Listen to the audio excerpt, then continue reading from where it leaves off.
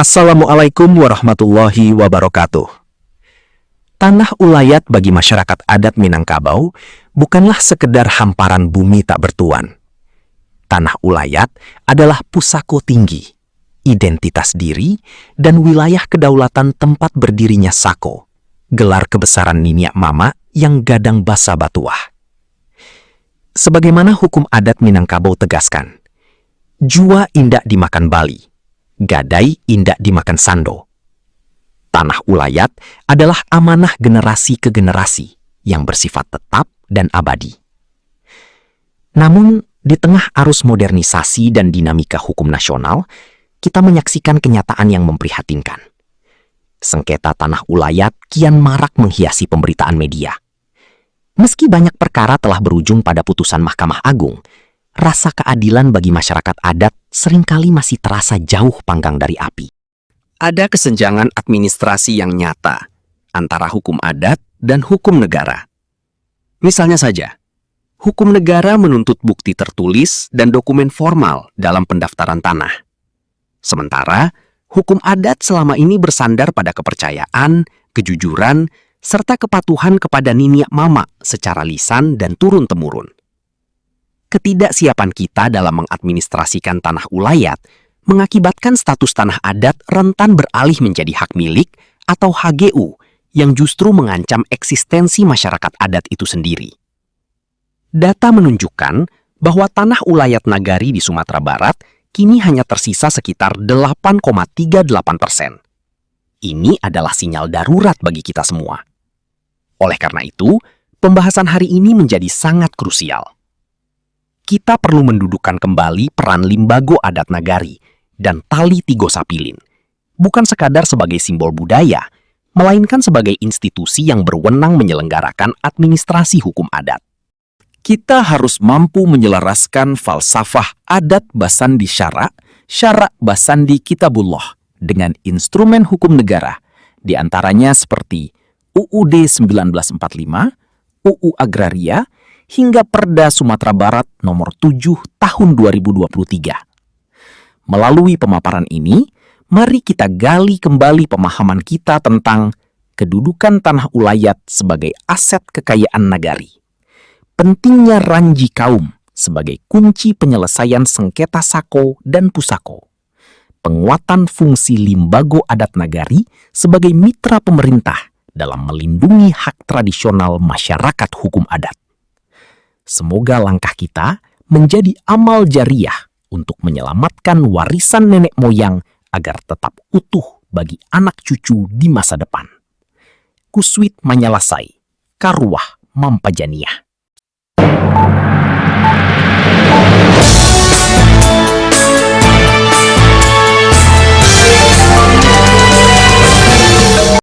Assalamualaikum warahmatullahi wabarakatuh. Kembali ke ranah kini. Dasar hukum tanah ulayat di Minangkabau. Assalamualaikum warahmatullahi wabarakatuh.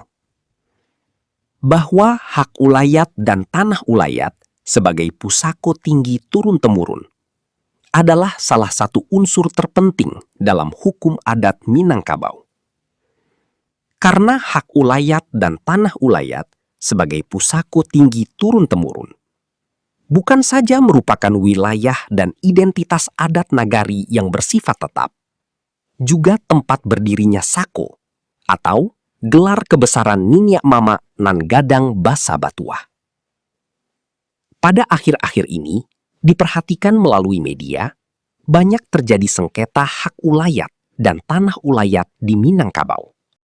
Walaupun sengketa hak ulayat dan tanah ulayat sudah ada putusan pengadilan, sampai terbitnya putusan Mahkamah Agung RI, masih ada pihak yang belum mendapatkan rasa keadilan. Untuk itu, perlu dilakukan pembahasan tentang hukum-hukum adat Minangkabau dan hukum negara yang mengatur tentang hak ulayat serta tanah ulayat. Berikut uraiannya. Tentang adat. Adat itu meliputi 1. Wilayah adat. 2. Masyarakat adat dengan falsafah adatnya. 3. Hukum adat. 4. Adat istiadat. 5. Kelembagaan adat atau limbago adat. Kelima hal di ataslah yang disebut dengan adat.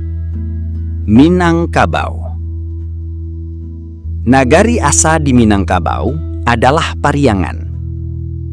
Pusat permusyawaratan adat Minangkabau adalah di Pariangan. Pusat pemerintahan adat Minangkabau di Pagaruyuang. Wilayah adat Minangkabau terdiri dari luhak dan rantau. Dalam luhak dan rantau terdapat nagari-nagari. Dengan padatnya pemukiman di Pariangan, Niniak Mama dan rombongannya mulai memancang nagari-nagari untuk pemukiman baru. Makanya, di Minangkabau tidak ada peperangan untuk memperebutkan wilayah nagari. Setelah nagari dipancang, kemudian datanglah beberapa suku ke nagari Manaruko. Terbentuknya nagari oleh beberapa suku.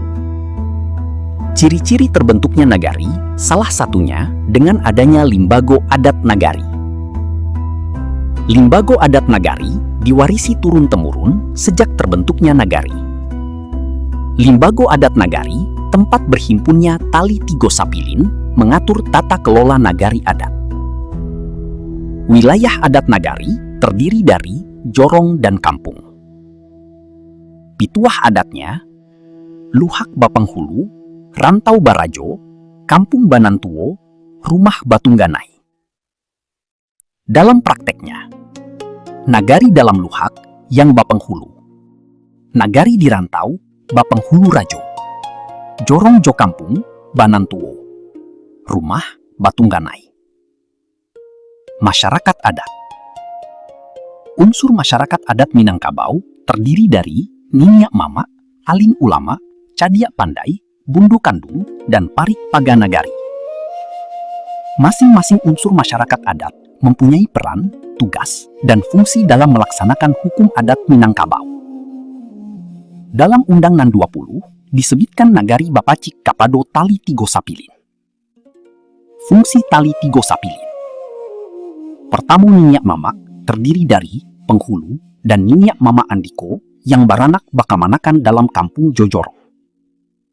Penghulu disebut sebuah hukum, karena manti samo sakato, dubalang samo samalu. Penghulu terdiri dari pucuak, manti, dan dubalang. Urang nan ampe jinih terdiri dari pucuak, manti, dubalang, dan malin, alim ulama. Fungsi penghulu dalam kerapatannya di limbago adat nagari adalah menyepakati atau memutuskan melalui rapat atau sidang adat tentang peraturan adat di nagari yang mengatur 1. Pelaksanaan hukum adat Minangkabau dan adat Salingka Nagari. 2. Penggunaan dan pemanfaatan pusako tinggi atau tanah ulayat dan hutan adat di nagari sebagai aset kekayaan nagari. 3. Tata cara penyelesaian sengketa adat dan sengketa pusako tinggi atau tanah ulayat dan hutan adat di nagari. 4. Sanksi pelanggaran hukum adat dan adat Salingka Nagari. Peraturan adat yang disepakati dan diputuskan oleh penghulu dalam kerapatannya ditetapkan oleh limbago adat nagari dalam bentuk peraturan nagari sebagai pedoman yang wajib dipatuhi oleh masyarakat, pihak terkait dalam pelaksanaan falsafah adat, serta hukum adat Minangkabau. Fungsi Niniak Mamak Andiko dalam jorong dan kampuang. 1. Membina dan mengawasi anak kamanakan dalam menjalankan hukum adai Josarak dan adat Salingka Nagari. 2. Menjago dan memelihara haroto pusako tinggi sebagai aset kekayaan nagari. 3. Kusui menyalasai karuah mampajaniah dalam jorong Jo Kampuang. Kedua alim ulama berfungsi. 1. Memberikan pertimbangan hukum sarak. 2. Mendidik dan melatih anak kamanakan sajak dini tentang tauhid, sarak, dan adat. Katigo cadia pandai berfungsi. 1. Disuruh pai ditagah baranti oleh niniak mama. 2. Membantu penghulu dan niniak mama mengurus, menjago, dan memeliharu dokumen administrasi nagari. Bundo Kanduang berfungsi sebagai 1. Mandeh Sako sebagai tokoh tertinggi di Minangkabau. Kapai tampai batanyo, kapulang tampai babarito oleh niniak mama. 2. Limpapeh Rumah Gadang, penguasa rumah gadang.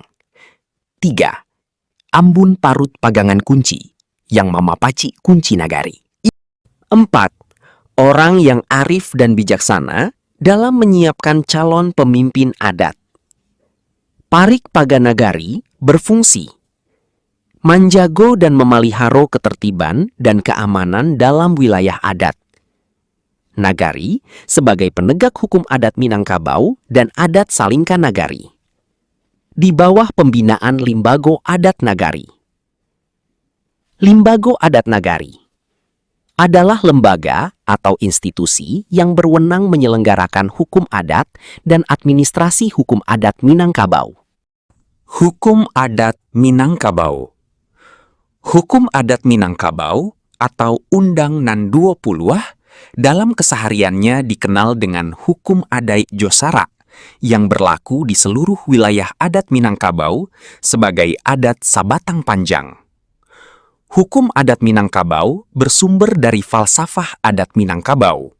Falsafah adat Minangkabau, adat Basandi Sarak, Sarak Basandi Kitabulah, Sarak Mangato, Adai Mamakai, yang disabut Nan Ampe.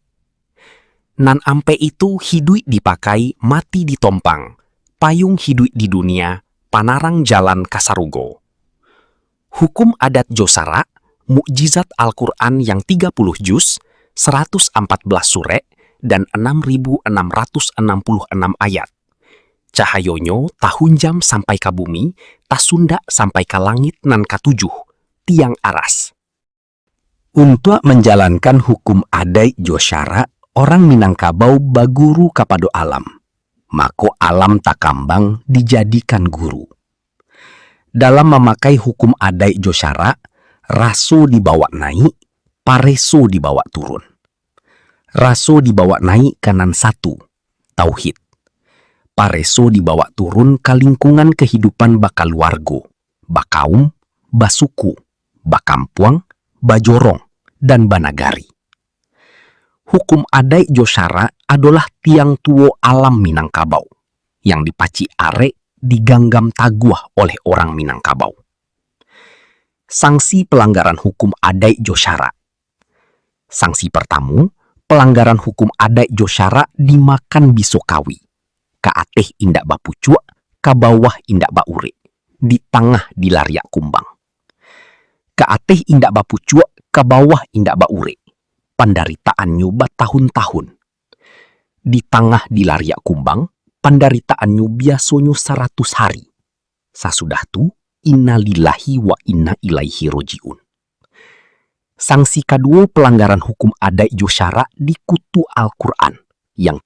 Sanksi kedua pelanggaran hukum adat Josara di kutu Al-Quran yang 30 juz, 114 surek, dan 6.666 ayat.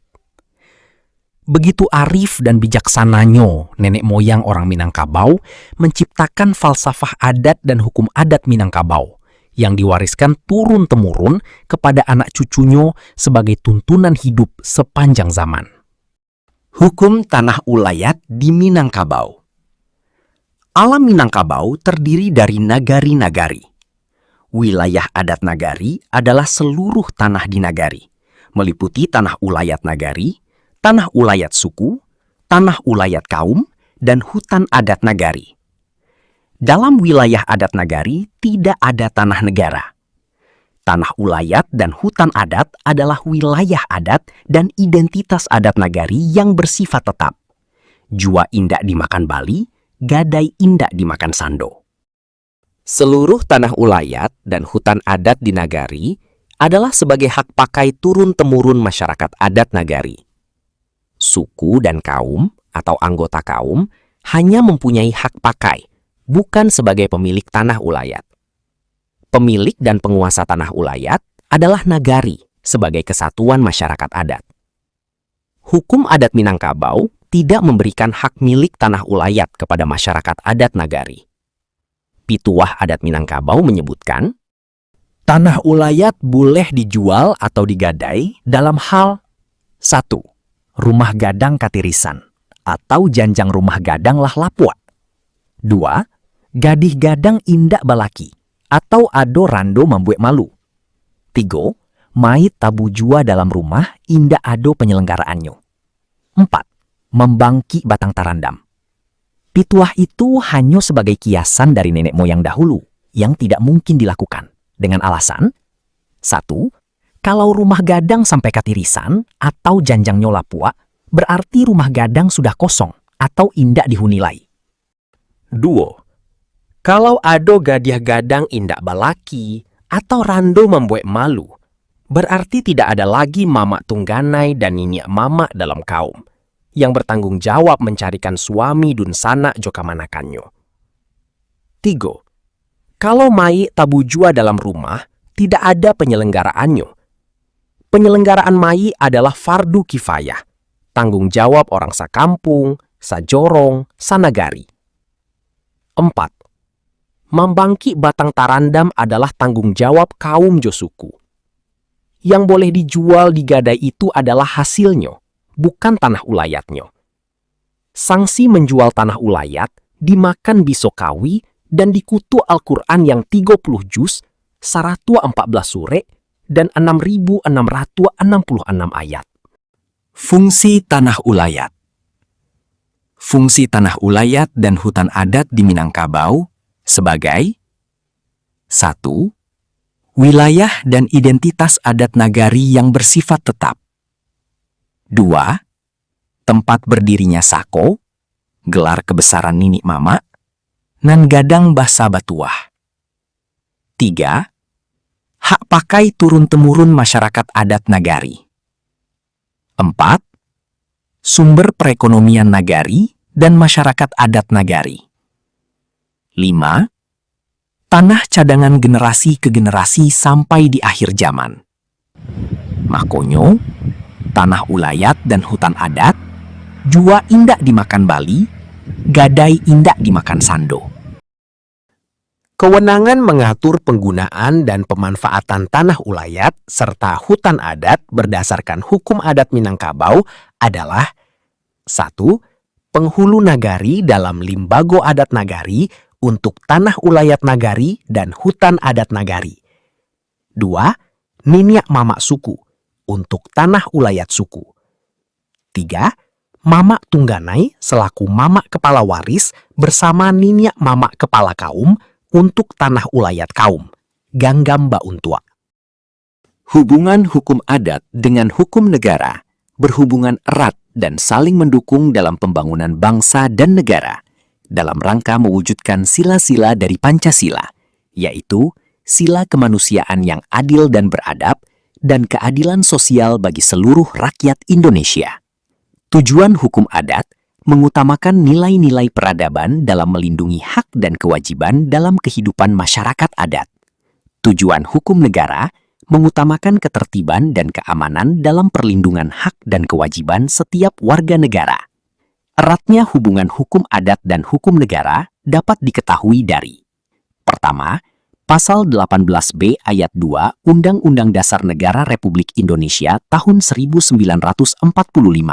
yang menyebutkan bahwa negara mengakui dan menghormati kesatuan-kesatuan masyarakat hukum adat serta hak-hak tradisionalnya sepanjang masih hidup dan sesuai dengan perkembangan masyarakat dan prinsip Negara Kesatuan Republik Indonesia yang diatur dalam undang-undang. Dengan demikian, hukum adat, kesatuan masyarakat hukum adat, dan hak tradisional masyarakat hukum adat diakui dan dihormati oleh Konstitusi Undang-Undang Dasar 1945 yang diatur dalam undang-undang. Kedua, Undang Nomor 5 Tahun 1960 tentang Peraturan Dasar Pokok-Pokok Agraria Lembaran Negara 1960-104. Pasal 5 mengatur, hukum agraria yang berlaku atas bumi, air, dan ruang angkasa ialah hukum adat, sepanjang tidak bertentangan dengan kepentingan nasional dan negara yang berdasarkan atas persatuan bangsa. Dengan sosialisme Indonesia, serta dengan peraturan-peraturan yang tercantum dalam undang-undang ini dan dengan peraturan perundangan lainnya, segala sesuatu dengan mengindahkan unsur-unsur yang bersandar pada hukum agama. Penjelasan Pasal 5. Penegasan bahwa hukum adat dijadikan dasar dari hukum agraria yang baru. Dengan demikian, hukum agraria yang berlaku tentang pertanahan di NKRI, termasuk di Minangkabau, adalah hukum adat, dengan mengindahkan unsur-unsur yang bersandar pada hukum agama. Dari uraian di atas, dapat diketahui dengan jelas bahwa negara mengakui dan menghormati 1. Hukum adat Minangkabau sebagai hukum yang sudah berlaku sebelum NKRI terbentuk. 2. Kesatuan masyarakat hukum adat. 3. Hak tradisional masyarakat hukum adat. Hak ulayat, tanah ulayat, dan hutan adat. Undang-undang yang berlaku tentang tanah ulayat dan hutan adat di Minangkabau menurut hukum agraria adalah hukum adat Minangkabau. Demikian eratnya hubungan hukum adat dengan hukum negara yang mengatur pertanahan. Peraturan Pelaksanaan Undang-Undang Nomor 5 Tahun 1960. Selanjutnya, kita bahas pelaksanaan Undang-Undang Nomor 5 Tahun 1960 tentang Peraturan Dasar Pokok-Pokok Agraria. 1. Peraturan Pemerintah Nomor 24 Tahun 1997 tentang Pendaftaran Tanah. Pasal 9 Ayat 1. Objek pendaftaran tanah meliputi A. Bidang-bidang tanah yang dipunyai dengan hak milik, hak guna usaha, hak guna bangunan, dan hak pakai. B. Tanah hak pengelolaan. C. Tanah wakaf. D. Hak milik atas satuan rumah susun. E. Hak tanggungan. F. Tanah negara. Peraturan pemerintah ini tidak mengatur pendaftaran tanah adat. 2. Peraturan Pemerintah Nomor 18 Tahun 2021 tentang hak pengelolaan, hak atas tanah, satuan rumah susun, dan pendaftaran tanah. Pasal 2 Ayat 1. Tanah negara atau tanah yang dikuasai langsung oleh negara merupakan seluruh bidang tanah di wilayah Negara Kesatuan Republik Indonesia yang tidak dipunyai dengan sesuatu hak oleh pihak lain. Pasal 2 Ayat 3. Tanah negara, sebagaimana dimaksud pada ayat 1, meliputi A. Tanah yang ditetapkan undang-undang atau penetapan pemerintah. B. Tanah reklamasi. C. Tanah timbul. D. Tanah yang berasal dari pelepasan atau penyerahan hak. E. Tanah yang berasal dari pelepasan kawasan hutan. F. Tanah telantar. G. Tanah hak yang berakhir jangka waktunya serta tidak dimohon perpanjangan dan atau pembaruan. H. Tanah yang sejak semula berstatus tanah negara. Peraturan pemerintah ini tidak mengatur pendaftaran tanah adat. Penjelasan Pasal 94 Peraturan Pemerintah Nomor 18 Tahun 2021 bahwa pada dasarnya warga negara Indonesia merupakan subjek hak yang dapat mempunyai hak milik. Perubahan hak guna bangunan menjadi hak milik dilakukan sesuai dengan ketentuan peraturan perundang-undangan. Namun demikian, ketentuan ini dikecualikan untuk daerah yang mempunyai kebijakan kearifan lokal belum memberikan hak milik kepada warga negara Indonesia, seperti Provinsi Daerah Istimewa Yogyakarta. Hukum adat Minangkabau juga tidak memberikan hak milik kepada warga adat dan warga negara Indonesia, seperti Provinsi Daerah Istimewa Yogyakarta. Ketiga, Permen ATR atau Kepala BPN Nomor 16 Tahun 2021 tentang perubahan ketiga atas Peraturan Menteri ATR atau Kepala BPN Nomor 3 Tahun 1997 tentang ketentuan pelaksanaan Peraturan Pemerintah Nomor 24 Tahun 1997 tentang pendaftaran tanah.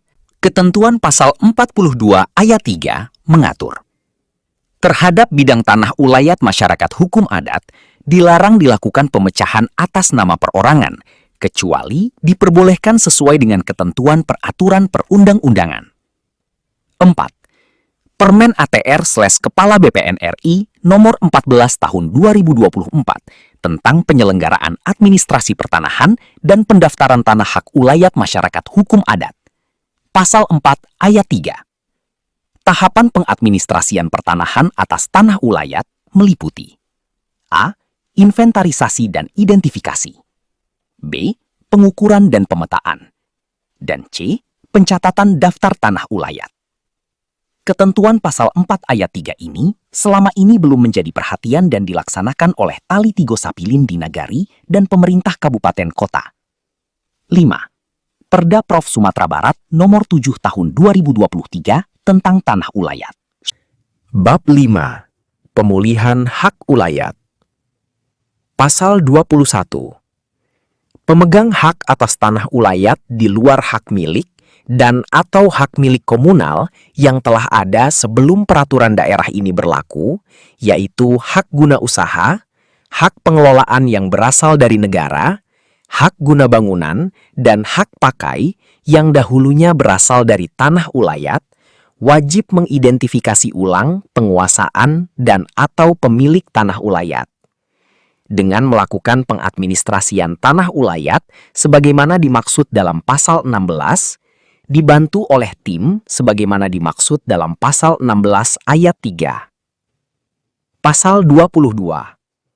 Hak guna usaha, hak pengelolaan yang berasal dari tanah negara, hak guna bangunan, dan hak pakai yang dahulunya berasal dari tanah ulayat yang telah berakhir jangka waktu haknya, maka pemerintah daerah melakukan fasilitasi pemulihan tanah ulayat dibantu oleh tim sebagaimana dimaksud dalam pasal 16 ayat 3. Ketentuan pemulihan hak ulayat ini selama ini belum menjadi perhatian dan dilaksanakan oleh Tali Tigo Sapilin di Nagari dan pemerintah kabupaten atau kota. 6. Penjelasan Perda Provinsi Sumatera Barat Nomor 7 Tahun 2023 tentang tanah ulayat. Beberapa alinianya antara lain menjelaskan, sejalan dengan itu, pengadministrasian tanah ulayat pada tingkat nagari penting dilakukan dalam rangka melindungi dan menjamin keberadaan tanah ulayat itu sendiri. Selama ini, belum jelas adanya pengaturan pengadministrasian tanah ulayat sehingga eksistensi tanah ulayat itu sendiri cenderung berkurang dan bahkan bisa habis. Hasil penelitian inventarisasi dan identifikasi tanah ulayat nagari di Sumatera Barat oleh Fakultas Hukum Universitas Andalas bekerja sama dengan Kementerian Agraria, Tata Ruang atau Badan Pertanahan Nasional tahun 2021 menunjukkan bahwa saat ini khusus tanah ulayat nagari di Sumatera Barat tinggal sekitar 8,38% saja. Jika tidak diantisipasi, maka keberadaan tanah ulayat nagari ini akan semakin habis karena beralih menjadi tanah hak seperti hak milik dan hak guna usaha atau HGU. Pada satu sisi, tanah ulayat harus dimanfaatkan sebesar-besarnya untuk kemakmuran warga masyarakat pada setiap nagari. Namun pada sisi lain, pemanfaatan tanah ulayat justru diikuti dengan sengketa pemanfaatannya. Hal ini terjadi karena sebelum dimanfaatkan, tanah ulayat itu belum tercatat atau belum terdaftar dalam sistem administrasi pertanahan. Penjelasan perda ini juga belum menjadi perhatian masyarakat adat nagari. Praktek pendaftaran dan penerbitan sertifikat tanah. Status tanah di nagari merupakan wilayah adat dan identitas adat nagari yang bersifat tetap.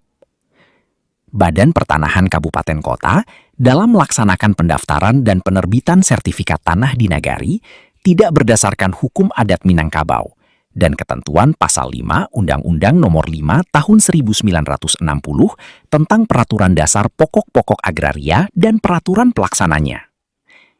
Badan Pertanahan merubah status tanah ulayat sebagai hak pakai turun-temurun masyarakat adat menjadi tanah hak milik dan HGU yang bertentangan dengan hukum adat Minangkabau. Praktik pendaftaran dan penerbitan sertifikat tanah oleh Badan Pertanahan tidak berdasarkan hukum adat Minangkabau tersebut. 1. Sangat merugikan generasi ke generasi masyarakat adat Minangkabau. 2. Semakin habisnya Pusako Tinggi, tempat berdirinya Sako, gelar kebesaran Ninyak Mamak nan Gadang Basa Batuah. 3. Menimbulkan sengketa di masyarakat. Dasar hukum tanah ulayat. Dari uraian di atas, dapat diketahui dengan jelas dasar hukum yang mengatur hak ulayat dan tanah ulayat, yaitu Hukum Adat Minangkabau, Konstitusi, Undang-Undang Dasar 1945, Undang-Undang Agraria, Pertanahan, Peraturan Pemerintah dan Peraturan Menteri ATR atau BPN, Perda Provinsi Sumatera Barat. Lembaga atau institusi yang berwenang menyelenggarakan administrasi dan pendaftaran, penggunaan dan pemanfaatan tanah ulayat adalah Limbago Adat Nagari. Selanjutnya, timbul pertanyaan, mengapa di Minangkabau Provinsi Sumatera Barat masih banyak terjadi sengketa tanah ulayat dan hutan adat? Untuk menjawab pertanyaan tersebut, dapat dibahas permasalahannya sebagai berikut. Limbago Adat Nagari. Selama ini, Nagari tidak mempunyai Limbago Adat Nagari yang berwenang menyelenggarakan administrasi dan pendaftaran penggunaan dan pemanfaatan tanah ulayat dan hutan adat di Nagari. Masyarakat Adat Nagari. Masyarakat Adat Nagari, terutama Tali Tigo Sapilin, belum memahami dengan baik. 1. Hukum adat Minangkabau yang mengatur tentang hak ulayat dan tanah ulayat. 2. Fungsi Limbago Adat Nagari. 3. Konstitusi Undang-Undang Dasar 1945. 4. Undang-undang yang mengatur hak ulayat, tanah ulayat, dan peraturan pelaksanaannya dalam bentuk peraturan pemerintah, Permen ATR BPN, dan Perda Provinsi Sumatera Barat. 5. Pentingnya Limbago Adat Nagari sebagai lembaga atau institusi yang berwenang menyelenggarakan hukum adat dan administrasi hukum adat. 6. Perkembangan hukum yang terjadi. Sehingga penggunaan, pemanfaatan, pengadministrasian dan pendaftaran tanah ulayat dan hutan adat di Nagari tidak dilaksanakan berdasarkan hukum adat Minangkabau. Sesuai perkembangan zaman, hukum negara dan administrasinya berkembang sedemikian pesat, namun tidak diikuti dengan perkembangan hukum adat, yang mengakibatkan tidak teradministrasinya hak ulayat dan tanah ulayat berdasarkan hukum adat Minangkabau. Mengambil contoh kepada pemerintah, setiap undang-undang yang diundangkan oleh pemerintah ditindaklanjuti dengan peraturan pemerintah yang mengatur secara jelas tentang 1. Lembaga atau institusi yang menyelenggarakan administrasi hukumnya. 2. Pelaksanaan administrasi hukumnya. 3. Pejabat yang berwenang mengurusi penyelenggaraan administrasi hukumnya. Dengan demikian, jelas oleh masyarakat lembaga atau institusi pemerintah yang berwenang mengurusi dokumen berupa KTP, SIM, pajak, paspor, surat tanah, dan lain-lain. Di Minangkabau, selama ini tidak ada peraturan Nagari sebagai peraturan pelaksanaan hukum adat Minangkabau yang mengatur tentang 1. Limbago Adat Nagari yang berwenang menyelenggarakan hukum adat Minangkabau dan administrasi hukum adat Minangkabau. 2. Wewenang Tali Tigo Sapilin dalam menyelenggarakan hukum adat Minangkabau dan administrasi hukum adat Minangkabau di Nagari. 3. Penggunaan dan pemanfaatan tanah ulayat dan hutan adat sebagai aset kekayaan Nagari. Sehingga tidak ada aturan tertulis sebagai pelaksanaan hukum adat Minangkabau yang dapat dipedomani oleh masyarakat, pemerintah, dan pihak terkait. Akibatnya, tidak ada surat tertulis sebagai dokumen resmi berdasarkan hukum adat Minangkabau yang dikeluarkan oleh Limbago Adat Nagari terhadap pembuktian hak atas tanah ulayat nagari, tanah ulayat suku, tanah ulayat kaum, dan hutan adat nagari secara formal. Sengketa tanah ulayat.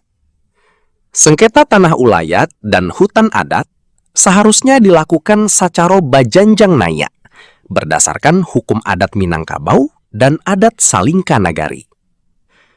Putusan akhir penyelesaian sengketa tanah ulayat dan hutan adat oleh penghulu nagari pada Limbago Adat Nagari. Penetapan Limbago Adat Nagari tentang penyelesaian sengketa tanah ulayat dan hutan adat berlaku mengikat bagi para pihak yang bersengketa. Penggunaan tanah ulayat kaum. Penggunaan tanah ulayat kaum oleh anggota kaum didasarkan pada ranji kaum. Bagi kaum, karena alasan tertentu yang tidak lagi mempunyai ranji kaum dibuat oleh Mamak Tungganai selaku Mamak Kepala Waris dengan Niniak Mamak Kepala Kaum. Ranji kaum diketahui oleh Niniak Mamak Suku dan disahkan oleh penghulu suku sebagai pimpinan adat tertinggi dalam suku. Setiap suku terdiri dari beberapa kaum. Masing-masing kaum mempunyai tanah ulayat kaum sebagai tanah pusako tinggi kaum. Dalam suku, terdapat anggota kaum yang 1. Batali darah batali adat, Saharato sapusako, Sapandam sapakuburan. 2. Batali darah batali adat, Tidak Saharato sapusako, Sapandam sapakuburan. 3. Batali darah batali adat, Tidak Saharato sapusako, Tidak Sapandam sapakuburan. 4. Batali adat tidak batali darah, Tidak Saharato sapusako, Tidak Sapandam sapakuburan. Urang Malakok. Anggota kaum yang berhak menggunakan tanah ulayat kaum sebagai pusako tinggi kaum adalah anggota kaum yang batali darah batali adat, Saharato sapusako, Sapandam sapakuburan, berdasarkan ranji kaum. Anggota kaum yang hanya batali adat, tidak batali darah, Tidak Saharato sapusako, Tidak Sapandam sapakuburan, Urang Malakok, tidak berhak atas tanah ulayat kaum. Tanah ulayat kaum tidak dibagi habis. Penggunaannya untuk anggota kaum diatur oleh Mamak Kapalo Waris bersama Mamak Kapalo Kaum.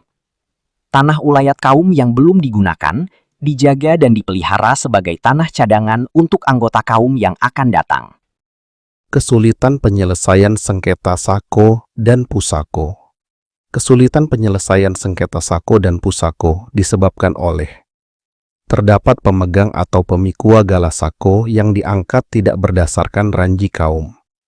Istilahnya, tuneh indak tumbuh di batangnya, atau karambia indak tumbuh di matonyo.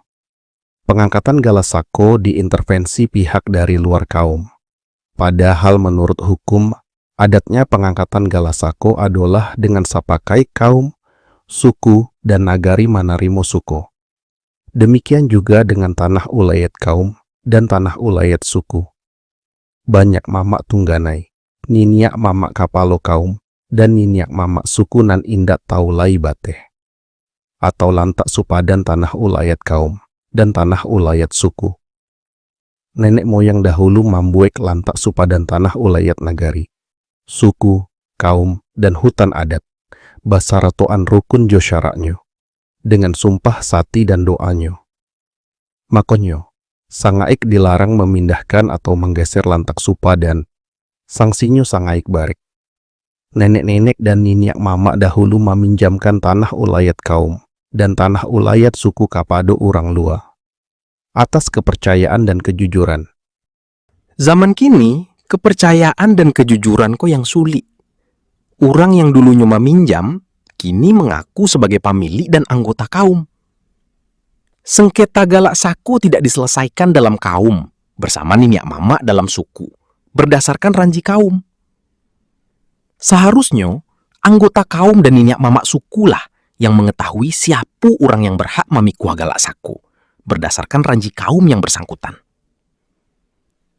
Membawa penyelesaian sengketa galak saku keluar kaum dan suku, seperti ke KAN dan pengadilan negeri, itu hanya memperlebar masalah, sebab kunci permasalahannya adu pada kaum dan suku yang bersangkutan. Demikian juga dengan sengketa tanah ulayat sebagai pusako tinggi. Seharusnya diselesaikan berdasarkan ranji kaum. Sengketa tanah pusako tinggi antar anggota kaum harus diselesaikan oleh Mamak Tungganai selaku Mamak Kapalo Waris bersama Niniak Mamak Kapalo Kaum dan Niniak Mamak dalam suku. Sengketa tanah pusako tinggi antar kaum berbeda suku harus diselesaikan oleh Mamak Tungganai selaku Mamak Kapalo Waris bersama Niniak Mamak Kapalo Kaum dan Niniak Mamak suku kedua belah kaum dan suku. Sengketa tanah ulayat dan hutan adat dengan pihak luar seharusnya diselesaikan oleh Limbago Adat Nagari sebagai lembaga atau institusi yang berwenang menyelenggarakan hukum adat Minangkabau dan adat Salingka Nagari. Sengketa tanah pusako tinggi antar anggota kaum harus diselesaikan oleh Mamak Tungganai selaku Mamak Kapalo Waris bersama Niniak Mamak Kapalo Kaum. Sengketa tanah pusako tinggi antar kaum dalam suku harus diselesaikan oleh Mamak Tungganai selaku Mamak Kapalo Waris bersama Niniak Mamak Kapalo Kaum dan Niniak Mamak suku kedua belah kaum dan suku. Sengketa tanah ulayat dan hutan adat dengan pihak luar seharusnya diselesaikan oleh Limbago Adat Nagari sebagai lembaga atau institusi yang berwenang menyelenggarakan hukum adat Minangkabau dan adat Salingka Nagari. Penyelesaian sengketa tanah ulayat di pengadilan. Penyelesaian sengketa tanah ulayat dan hutan adat di pengadilan, baik di pengadilan perdata atau di pengadilan tata usaha negara, TUN, dengan pihak luar, pada umumnya masyarakat adat mengalami kekalahan. Penyebab kekalahan masyarakat adat di pengadilan karena masyarakat adat tidak mempunyai dokumen resmi berupa surat yang dapat membuktikan hak atas tanah ulayat dan hutan adat dari limbago adat yang berwenang. Pembuktian hak atas tanah ulayat di pengadilan tidak cukup hanya dengan keterangan saksi. Harus ada dokumen resmi secara tertulis berupa surat tanah ulayat dan hutan adat yang dikeluarkan oleh limbago adat yang berwenang berdasarkan hukum adat. Problem limbago adat nagari. Masyarakat adat nagari, terutama Tali Tigo Sapilin, selama ini belum memahami pentingnya Limbago Adat Nagari sebagai lembaga atau institusi yang berwenang menyelenggarakan hukum adat Minangkabau dan administrasi hukum adat Minangkabau. Padahal, ciri-ciri terbentuknya nagari adanya Limbago Adat Nagari sebagai wadah Tali Tigo Sapilin dalam melakukan tata kelola nagari adat. Limbago Adat Nagari diwarisi turun-temurun sejak terbentuknya nagari. Sebelum kedatangan penjajah Belanda, keberadaan Limbago Adat Nagari secara formal belum dibutuhkan, karena masyarakat adat Nagari sangat hormat dan patuh kepada Niniak Mama sebagai pemimpin adat di kampung, Jorong, dan Nagari. Setelah kedatangan penjajah Belanda, Belanda merubah kepemimpinan Nagari dengan menunjuk Damang, Lareh, dan terakhir Wali Nagari, serta Wali Jorong. Dengan demikian, semakin berkuranglah fungsi kepemimpinan adat Niniak Mama di kampung, Jorong, dan Nagari. Setelah merdeka hingga saat ini, sistem pemerintahan Nagari oleh Wali Nagari dalam masa penjajah Belanda tetap dipertahankan pemerintah. Wali Nagari bersama Kan adalah sebagai penyelenggara pemerintahan Nagari dalam sistem pemerintahan Negara Kesatuan Republik Indonesia. Bukan pemerintahan adat Nagari sebagai penyelenggara hukum adat Minangkabau sesuai dengan struktur adat Salingka Nagari. Jadi, kekosongan pemerintahan adat Nagari sebagai penyelenggara hukum adat Minangkabau sesuai dengan struktur adat Salingka Nagari sudah terjadi sejak zaman penjajahan Belanda sampai sekarang. Makanya, hingga saat ini, hukum adat Minangkabau tidak terselenggara dengan baik. Masyarakat adat mengalami kesulitan dalam menyelesaikan sengketa sako dan pusako. Penyelesaian sengketa sako dan pusako dilaksanakan melalui pengadilan negeri dan pengadilan TUN. Ternyata hasilnya belum memenuhi rasa keadilan masyarakat adat, karena putusan pengadilan belum sejalan dengan hukum adat Minangkabau. Keberadaan Limbago Adat Nagari. Keberadaan Limbago Adat Nagari didukung oleh peraturan perundangan sebagai berikut. 1. Undang-Undang Nomor 6 Tahun 2014 tentang Desa. Yang dimaksud desa dalam undang-undang ini, nagari di Sumatera Barat. 2. Peraturan Menteri Dalam Negeri Nomor 18 Tahun 2018 tentang Lembaga Kemasyarakatan Desa dan Lembaga Adat Desa. Yang dimaksud lembaga adat desa dalam peraturan ini adalah Limbago Adat Nagari di Sumatera Barat. Ketentuan Pasal 9 Ayat 2. Pembentukan Limbago Adat Nagari dengan memenuhi persyaratan. A. Berasaskan Pancasila dan Undang-Undang Dasar Negara Republik Indonesia tahun 1945. B. Aktif mengembangkan nilai dan adat istiadat setempat yang tidak bertentangan dengan hak asasi manusia dan dipatuhi oleh masyarakat. C. Berkedudukan di nagari setempat. D. Keberadaannya bermanfaat dan dibutuhkan masyarakat nagari. E. Memiliki kepengurusan yang tetap. F. Memiliki sekretariat yang bersifat tetap. Dan G. Tidak berafiliasi kepada partai politik. Ketentuan Pasal 10 Ayat 1. Limbago Adat Nagari bertugas membantu pemerintah nagari dan sebagai mitra dalam memberdayakan, melestarikan, dan mengembangkan adat istiadat sebagai wujud pengakuan terhadap adat istiadat masyarakat nagari. Ketentuan Pasal 10 Ayat 2. Dalam melaksanakan tugas sebagaimana dimaksud pada Ayat 1, Limbago Adat Nagari berfungsi A. Melindungi identitas budaya dan hak tradisional masyarakat hukum adat, termasuk kelahiran, kematian, perkawinan, dan unsur kekerabatan lainnya. B. Melestarikan hak ulayat, tanah ulayat, hutan adat, dan harta dan atau kekayaan adat lainnya untuk sumber penghidupan warga, kelestarian lingkungan hidup, dan mengatasi kemiskinan di nagari. C. Mengembangkan musyawarah mufakat untuk pengambilan keputusan dalam musyawarah nagari. D. Mengembangkan nilai adat istiadat dalam penyelesaian sengketa pemilikan waris, tanah, dan konflik dalam interaksi manusia. E. Pengembangan nilai adat istiadat untuk perdamaian, ketentraman, dan ketertiban masyarakat nagari. F. Mengembangkan nilai adat untuk kegiatan kesehatan, pendidikan masyarakat, seni, budaya, lingkungan, dan lainnya. Dan G. Mengembangkan kerjasama dengan limbago adat nagari lainnya. 3. Peraturan Daerah Provinsi Sumatera Barat Nomor 6 Tahun 2014 tentang penguatan lembaga adat dan pelestarian nilai budaya Minangkabau. Ketentuan Pasal 6 Ayat 1. Lembaga adat terdiri dari A. Limbago adat yang diwarisi secara turun-temurun oleh masyarakat adat Minangkabau, dan B. Organisasi adat yang dibentuk secara bersama oleh masyarakat adat. Limbago adat yang diwarisi turun-temurun adalah limbago adat nagari yang sudah terbentuk sejak terbentuknya nagari. Organisasi adat yang dibentuk secara bersama oleh masyarakat adat, contohnya adalah LKAAM, dibentuk pada tahun 1966, dan KAN, dibentuk pada tahun 1983. Dengan demikian, keberadaan limbago adat nagari didukung oleh peraturan perundangan negara, pemerintah. Solusi.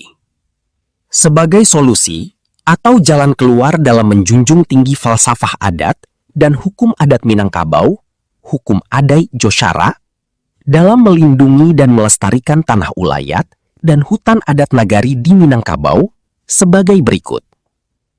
1. Wilayah dan identitas adat nagari yang bersifat tetap. 2. Tempat berdirinya Sako, gelar kebesaran Nini Mama, yang gadang basa batuah. 3. Hak pakai turun-temurun masyarakat adat nagari di Minangkabau. 4. Sumber perekonomian nagari dan masyarakat adat nagari. 5. Tanah cadangan generasi ke generasi sampai di akhir zaman. Masyarakat adat nagari, terutama Tali Tigo Sapilin, harus memfungsikan limbago adat nagari yang sudah diwarisi turun-temurun sebagai lembaga atau institusi yang berwenang menyelenggarakan hukum adat dan administrasi hukum adat Minangkabau. Persyaratan yang harus disiapkan untuk memfungsikan Limbago Adat Nagari adalah 1. Peraturan Nagari yang mengatur tugas dan fungsi Tali Tigo Sapilin di Limbago Adat Nagari. 2. Struktur Limbago Adat Nagari. 3. Susunan pengurus Limbago Adat Nagari. 4. Surat pengangkatan pengurus Limbago Adat Nagari. Susunan pengurus Limbago Adat Nagari yang terdiri dari 1. Ketua Limbago Adat. 2. Wakil Ketua Limbago Adat. 3. Sekretaris Limbago Adat. 4. Bidang pengelolaan keuangan Limbago Adat Nagari. 5. Bidang pendidikan dan pelatihan Adaik Josara. 6. Bidang pembangunan fisik, sosial, ekonomi, seni dan budaya. 7. Bidang pengelolaan aset kekayaan nagari, tanah ulayat dan hutan adat di nagari sebagai aset kekayaan nagari. 8. Bidang perlengkapan rumah tanggo Limbago Adat. 9. Bidang hukum, advokasi, dan humas. Dengan berfungsinya Limbago Adat Nagari dan kepengurusannya dalam menyelenggarakan hukum adat dan administrasi hukum adat Minangkabau, maka diketahui dengan jelas tugas dan fungsi Tali Tigo Sapilin di nagari. 2. Disusun peraturan nagari berdasarkan hukum adat Minangkabau dan adat Salingko Nagari, antara lain tentang penggunaan, pemanfaatan, dan pengelolaan tanah ulayat dan hutan adat di nagari sebagai aset kekayaan nagari. 3. Dilakukan penyelesaian sengketa sako dan pusako berdasarkan hukum adat Minangkabau dan adat Salingko. 4. Dilakukan perlindungan terhadap hak ulayat, tanah ulayat, dan hutan adat di nagari berdasarkan hukum adat Minangkabau dan adat Salingka Nagari.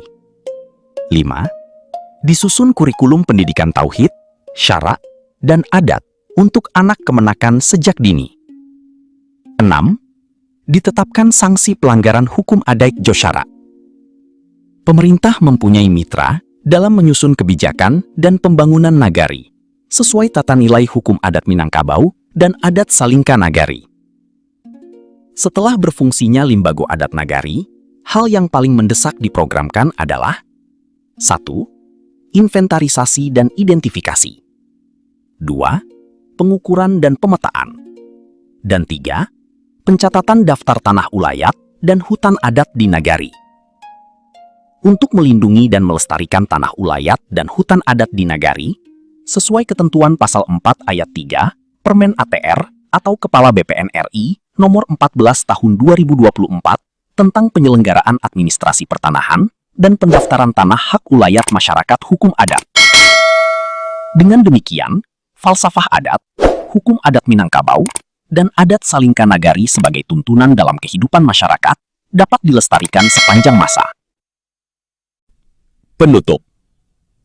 Demikian pembahasan ini dibuat, semoga bermanfaat bagi masyarakat adat Minangkabau dalam menjunjung tinggi falsafah adat Minangkabau sebagai tiang tuonyo alam Minangkabau. Atas segala keterbatasan, kehilafan, dan kekurangan, mohon dibukakan pintu maaf. Wassalamualaikum warahmatullahi wabarakatuh.